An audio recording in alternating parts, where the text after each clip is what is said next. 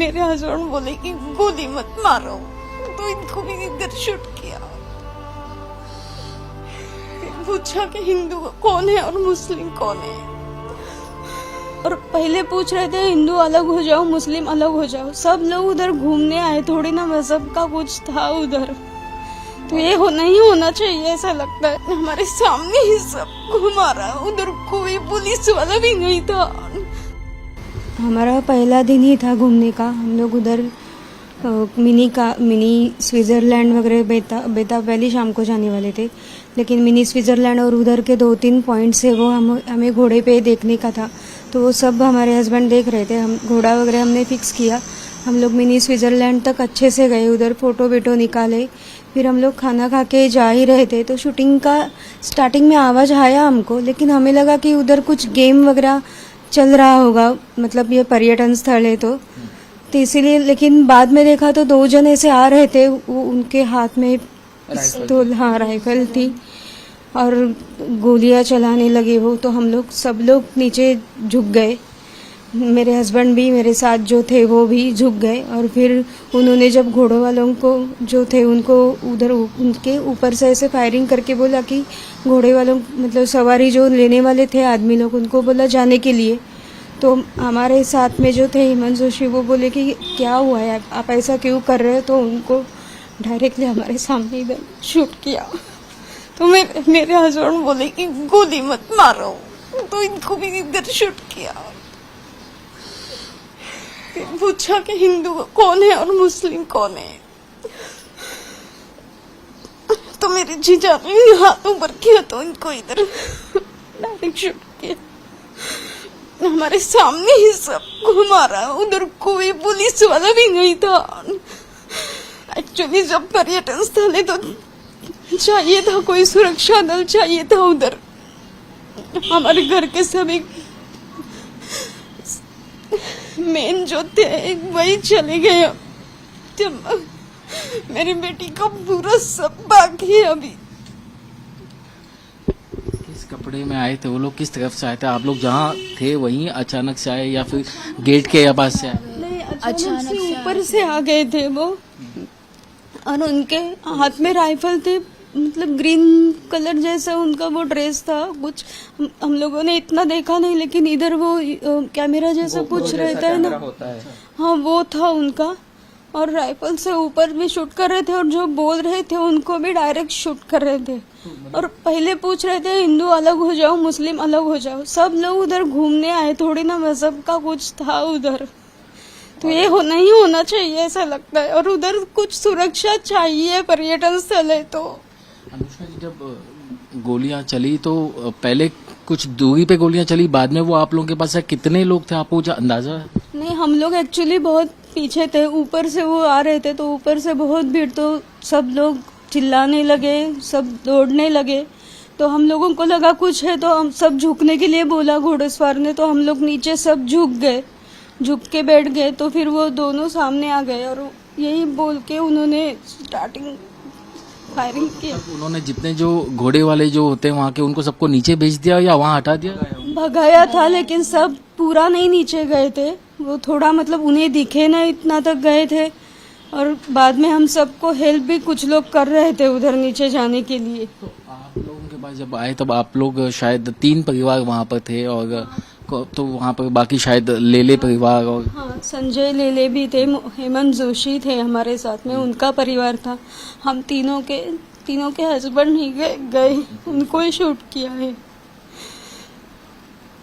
और जीजा जिनको जो शूट किया है उनका इधर से देखा हमने पूरा, मतलब खून नीचे इसके सामने हुआ थे वो, और उनका ऐसा खून बह रहा था। मैं ऐसे नीचे झुकी थी, मुझे कुछ सूझ नहीं रहा था उनका खून देख के। और मेरा भाई मतलब उनका बेटा उनके पीछे ही था ना, तो यहाँ से उनको गोली वो चाट के चली गई थी। उनको लगा वो आपके पास आए, उन्होंने आप लोगों से भी पूछा कि किसका धर्म क्या है? नहीं, सामने हमारे नजदीक नहीं थे, वो दूर ही थे, पूछ रहे थे, ऐसे सबको पूछ रहे थे, लेकिन कोई ये नहीं दे रहा था, जवाब नहीं दे रहा था। फिर बाद में ऐसे ऊपर ऊपर से उधर से चले गए तो फिर मैं आप लोगों के परिवार के जानना चाहता कि पहले फिर जो है उन्होंने जोशी जी पर पहले गोली चलाई कि उन्होंने? पहले जोशी जी पर चलाई, फिर बाद में हिंदू और मुस्लिम को ने पूछा तो मतलब बाद में अतुल ने बोला कि गोली मत चलाओ, हम कुछ नहीं कर रहे, हम सब इधर बैठे रहेंगे करके, तो उसको भी इधर से गोली चलाई। एक्चुअली इधर लगी तो एक्चुअली उसकी ट्रीटमेंट अगर जल्दी हो जाती तो बच जाता वो, ऐसा मुझे लगता है। इधर ही लगी थी क्योंकि मैं उसके पास में उसको कवर कर रही थी, लेकिन उन्होंने ना खाली जेंट्स को ही टारगेट किया था।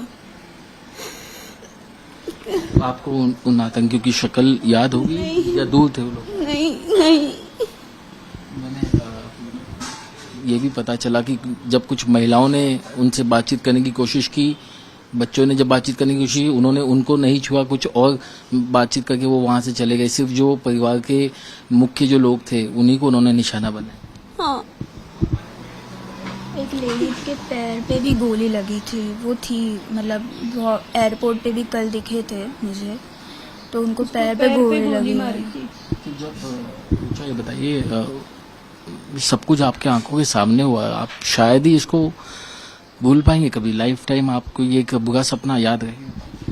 याद तो रहेगा, बहुत ट्रॉमेटिक एक्सपीरियंस था। मतलब ऐसा तो कुछ मैंने एक्सपेक्ट ही नहीं किया था ना। मैं तो हम सब घूमने आए थे और पहला ही दिन था हमारा, कुछ एक 4-5 ही घंटे हुए थे हम लोग को ट्रिप शुरू किए हुए, और वहाँ पे बहुत अच्छा एनवायरनमेंट था, मतलब लाइक बहुत ओपन एरिया था ना। और ऐसे ही हम फोटोज़ वगैरह निकाल रहे थे, देन खाना खाने गए थे, फिर निकल ही रहे थे तो ये सब अचानक फायरिंग चालू हो गई। हम भी सब कंफ्यूज हुए थे ये क्या हो रहा है करके, पर सब लोग एक डायरेक्शन में भाग रहे तो हम भी भागे और नीचे झुक गए कि क्या हो रहा है। फिर काफी अफरा तफरी हुई होगी, काफी चीख पुकार वहाँ पर हुआ होगा। वहाँ सब चिल्ला रहे थे, लेकिन फिर बाद में नीचे झुक के हम लोग शांत हो गए। फिर वो लोग जब गए ना तो हम लोग हमारे आदमी लोगों को जगाने की, उनको उठाने की कोशिश कर रहे थे, लेकिन वो उठ ही नहीं रहे थे, हमको उठाने को हो ही नहीं रहा था। तो वो लोग बोले कि उनको छोड़ो, आप अपनी जान बचा के नीचे जाओ। हम लोगों को इतना बुरा लगा कि हमारे आदमी को हम लोग उधर ही छोड़ के चले गए। आप लोग नीचे कैसे पहुंचे?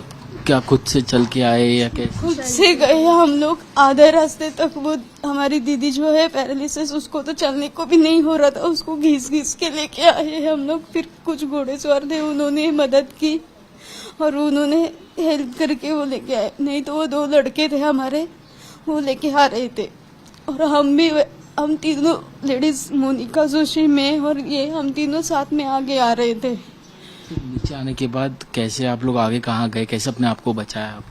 हम नीचे आने के बाद उधर वो सब पुलिस वाले या फिर मिलिट्री वाले थे, उन्होंने सब हमारे नंबर लिए, ऊपर जो रहे जिनको गोली लगी है या कुछ है उनसे,